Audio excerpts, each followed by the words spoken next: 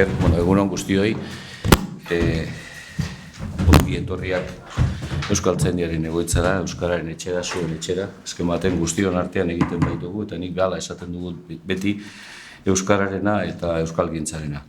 Nirekin batera mailan daude Kepa Sarasola, UEUko zuzendaria, eta Iñaki Alegria talde eragileko kidea. Eta jardunaldien nolabaiteko antolatzailea edo, esan diate ardura beste batzuekin batera. Ardurak hartu dituzula, hori ere eskertzekoa. Euskaltzaindiaren aldetik guretzat guztiz atzekin garria da zuek hemen hartzea.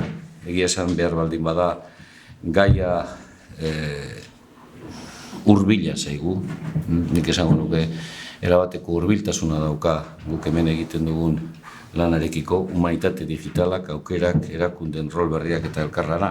Eta horretan aritu izan garela eta horretan aritzen garela, mendeurren honetan, zen mendeurren utza izango balitz, egun urte pasatua daudela eta esango bagenu, ondo, konstatazio bat egingo genuke, lekukotza bat emango genuke, baina gure ustez lekukotza baino gehiago harago joan behar da, eta lekukotza hori gauzatu eta nolabait pixkat gorpuztu egin behar dira errealitate batzuetan.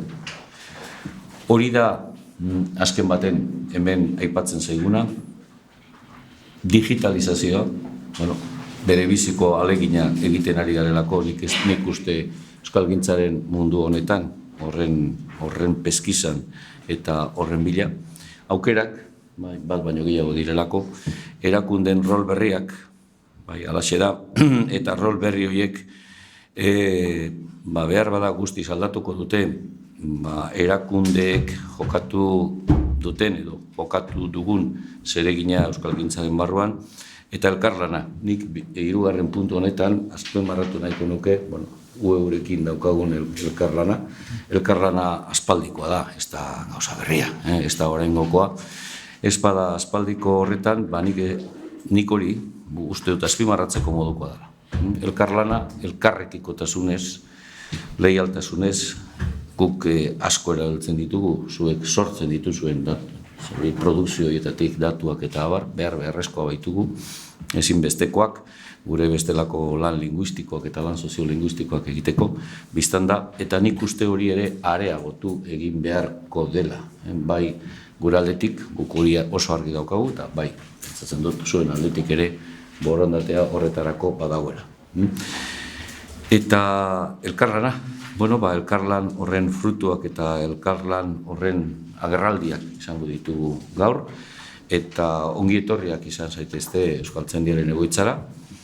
Ongietorriak, espero dezagun, hau ez dela lehena eta ez dela izango azkena, eta ni beti esaten dudan bezalaxe, hurrengo baten esperantzan geratzen gara Euskaltzaindian. Besterik ez, Kepa Sarasola, zunduzu hitz, eta mila esker hona etortzen. Kepa? Hoxe, elkarrekin, zerikusirik ez behitu non gauden gau. Honekin ematen diogu hasiera Udako Euskal Unibertsitatearen 57. udako ikastaroen sortari, eta 30 ikastaro izango dira eta 6 jardunaldi. Horietako bat, hau.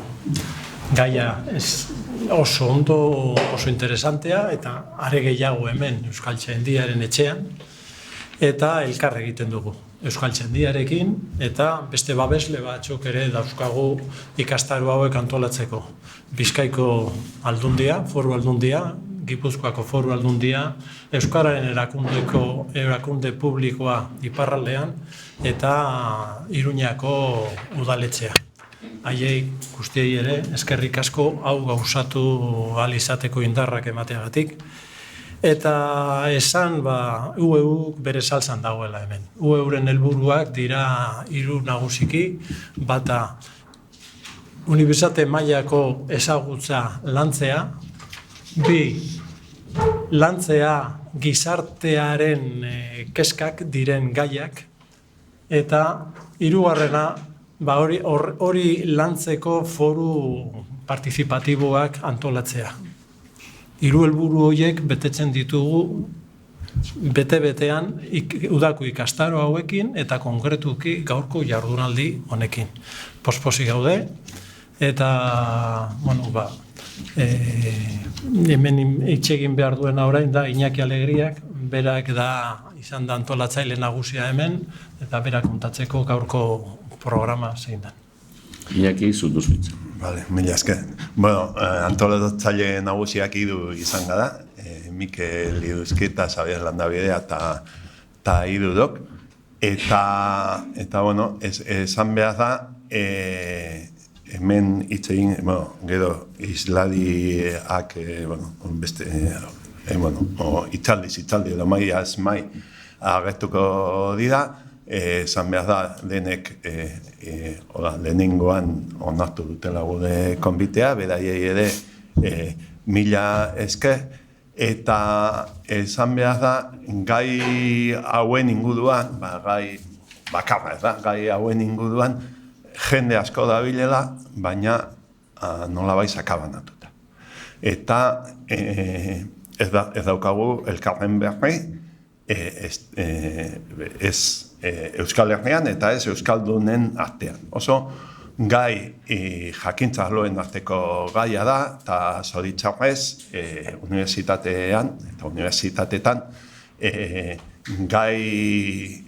gai konkretuetan asko sakontzen da, baina behar denean lankidetza eta elkarrekin aditzea arlo desberdinetako jendea, gabezi handia daude, eta nik uste ueuk arlo hortan abantaila handia du, eta sare oso egokia halako gauzak antolatzeko, eta horrexeagatik antolatu dugu jardunaldi hau. Esan behar da, isladiak arloan aritzen direla, baina arloan aritzen diren guztiak edo dela hemen. Eta zoritxarrez denak ere ez gaude hemen. Hemen arloan aritzen diren beste aditu asko daude, zorionez, beste batzuk falta dira, eta gure asmoa izan da, urrats bat ematea, jakinda, gai honek etorkizunean garapen handia izango dula, eta nahi baldin badugu Euskal Herrian eta euskerarako garapen emankor eta egokia eukitzea, gure artean saretxe hori areagotu egin behar dugu, eta seguruena ambizio aldetik ere urratzen bat eman. Gaia oso zabala da, esango genuke zientziak eta letrak biltzen diren tokian gaudela, humanitatea, gizarte zientziak eta teknologia gutxienez, eta programa oso zabala izan ziteken, eta murriztu behar izan dugu. Humanitate digital, hemen ez da agertzen inun historia, edo psikologia, edo medikuntza, edo hainbat gauza digitalizazioak nolabait aldaketa handiak ekarri ditu, ekartzen ari da, ekarriko ditu, eta zentratu behar izan dugu, jardunaldi baterako, pentsatu dugu ere, lehenengo programa baterako lehenetsi dugu nolabait jende gehiago etorri alizatea, egun batean biltzea, eta etorkizunerako ustea gaietan zabalkunde hori. Orduan, badaukagu hitzaldi nagusi bat, Rodrigo Agernik emango duna, nolabait teknologiaren ikuspuntutik, eta gero hiru mahai inguru horietan aukeratu ditugun hiru gaia dira, nolabait bai aditzen garenok edo aditzen direnok asko direlako, eta beste aldetik euskerarekin eta euskal kulturarekin eta euskal gintzarekin lotura zuzena dutena.